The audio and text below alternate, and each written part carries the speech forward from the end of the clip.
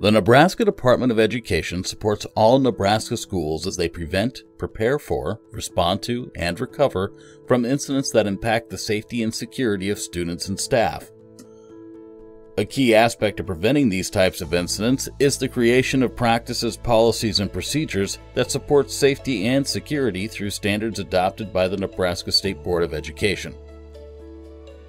The first thing that may come to mind when thinking about school safety is keeping students and staff safe from severe weather or an intruder in the building. While physical safety and security is particularly important, it is only one element of school safety. Schools are also responsible for keeping students and staff safe in other ways, including protecting their personal information and records from outside threats. No individual, institution, organization, or school is immune to a cyber attack. In fact, the number of attacks on schools has increased every year, according to the K-12 Security Information Exchange. Remember, all schools are vulnerable. Cyber criminals have even targeted Nebraska school districts with phishing and malware attacks. Such incidents cost districts both time and money. Your School Emergency Operations Plan, or EOP, is flexible and allows you to use the same procedures to respond to diverse types of incidents, including cyber attacks. You may be wondering, what exactly are the cyber threats to a school district? Some of the more common incidents include a data breach. A data breach is an event that occurs when information classified as confidential or sensitive is exposed to an unauthorized organization or person. An example of a data breach would be if a laptop containing student information is stolen from a staff member, or if data was copied to an unauthorized cloud storage solution. Denial of service.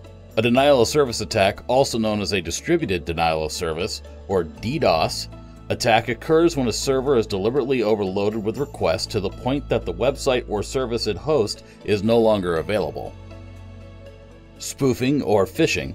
Both spoofing and phishing involve the use of fake electronic communications. Spoofing is the act of presenting oneself as another source to trick individuals into sharing confidential information with what they believe is a reliable contact.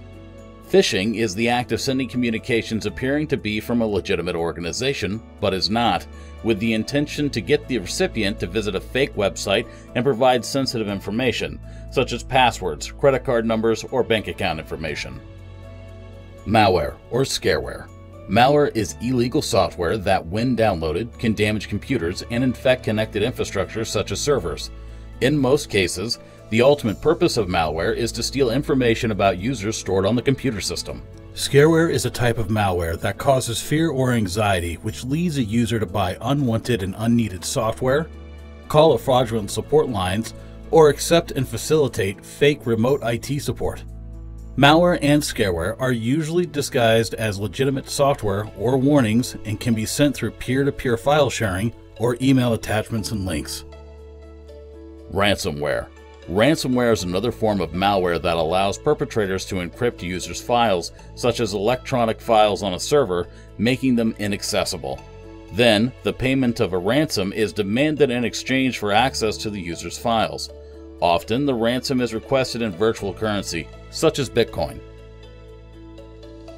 Software vulnerabilities. Computer software can become vulnerable when it has not been updated.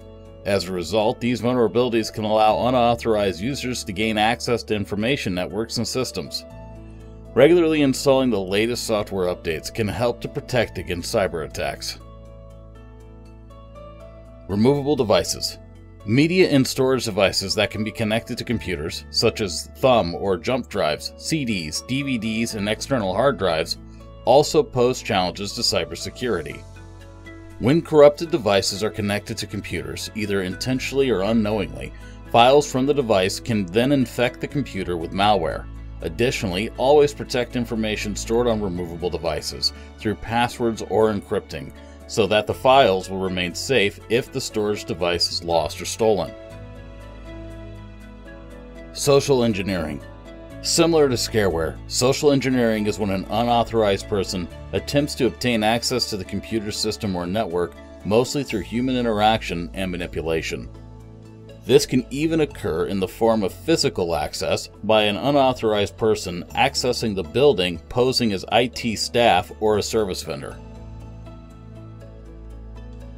While many threats to cybersecurity exist, school buildings and districts can take actions to prevent, protect, respond to, and recover from a variety of cyber threats. These actions can be conducted before, during, and after an incident. There are several key strategies that schools can implement to either prevent cybersecurity threats or be prepared to respond to an incident quickly and adequately. First, consider threats to cybersecurity during EOP planning when assessing hazards and risk. The EOP plan includes procedures and action steps for keeping the school's IT systems and networks, as well as the information kept in those systems, safe and secure. Once the EOP plan is complete, the school team will conduct trainings, drills, and exercises. It may be helpful to hold a tabletop exercise specific to a cyber attack. This will allow the safety team to exercise the plan during this type of incident and make any needed changes to improve the plan. Schools should also take proactive steps to protect their networks and systems. Examples of these steps include the following actions. Develop and promote policies on responsible use of technology. Consider creating a responsible use policy for students and staff. This type of policy may be used for both school devices and any personal devices, such as a phone or laptop, that a user would like to connect to the school's internet. Implement and maintain firewalls which limit internet access for staff and students. Limit access to the school's networks and data systems to an approved list of individuals. Schools should track and be aware of all vendors coming in and out of the building pertaining to its IT infrastructure and the reasons they're in the building. Regularly review this list to ensure that only those individuals who have permission to access the systems can do so. Additionally, revise access permissions if a staff member changes positions or roles within the district. Make sure that district IT staff are aware of local, state, and federal regulations about information security, privacy, and storage of personally identifiable information. Store data securely to ensure the personal information of school community members stays private and complies with the Family Educational Rights and Privacy Act, or FERPA. Cloud-based software and student information systems make this issue especially important, as this technology allows teachers and staff members to easily access, store, and share students' personal information from any location or computer. Create and maintain a process for the regular backup of data files, such as student information systems and payroll records, in case of accidental or deliberate corruption or destruction of data. Ask your district IT staff about data backup, retention, and restoration, and review their procedures with them. Monitor networks continually to assess the risk of cyber threats. Schools and school districts can get support and resources from the U.S. Department of Homeland Security and the Cybersecurity and Infrastructure Security Agency. Consider purchasing cyber insurance and require contractors to purchase it as well. Typically, commercial general liability and property insurance policies do not cover cyber risk. Cyber insurance policies can help pay for legal fees, financial losses, credit monitoring for those impacted by a data breach, and other services in the event of a cyber attack.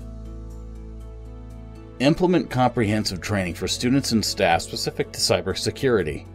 This may include reviewing the district's responsible use policy, providing examples of phishing emails and malware messages, and providing best practices for online safety. For more information, see the Readiness and Emergency Management for Schools Technical Assistance Centers, or REMS TA Centers, fact sheet on cyber safety considerations for K-12 schools and school districts.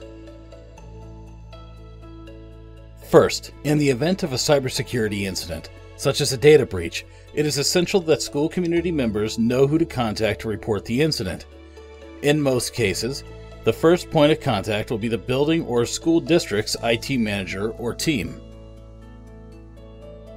Next, school and school district technical and leadership teams should work to limit the damage and preserve sensitive information. This may involve removing files from a server, replacing damaged files with backup information, or contacting affected employees to suggest password changes or that they begin monitoring for identity theft. Finally, decisions may also need to be made about whether to request external assistance with a cyber attack and from whom. Support may be provided to a school by the school district, a local, state, or federal government computer incident response team, or a private vendor. Once the incident has been contained, recovery will be needed for impacted people, technology, and policies, all of which are interconnected.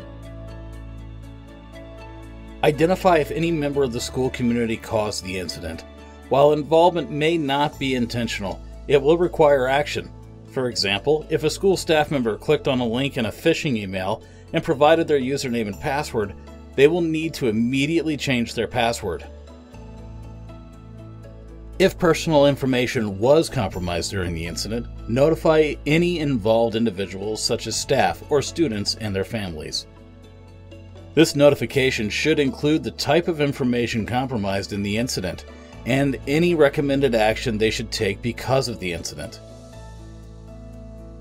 Your IT department or the person responsible for your school district's technology may need to inspect and fix computers, servers, or other technology compromised in the cyber attack. This may include removing malware, installing patches, or moving files to a more secure server location. Depending on the scope of the incident, it may also be appropriate to involve law enforcement. Finally, a cyber attack may also inform changes to school and district policy specific to technology. Conduct an after-action review or lessons learned meeting after a cyber attack. This will allow your team to capture and document information from the event and make appropriate revisions to plans and policies. There are resources available to help your school address cyber threats through the REMS TA Center and the Nebraska Department of Education. Thank you for watching this video.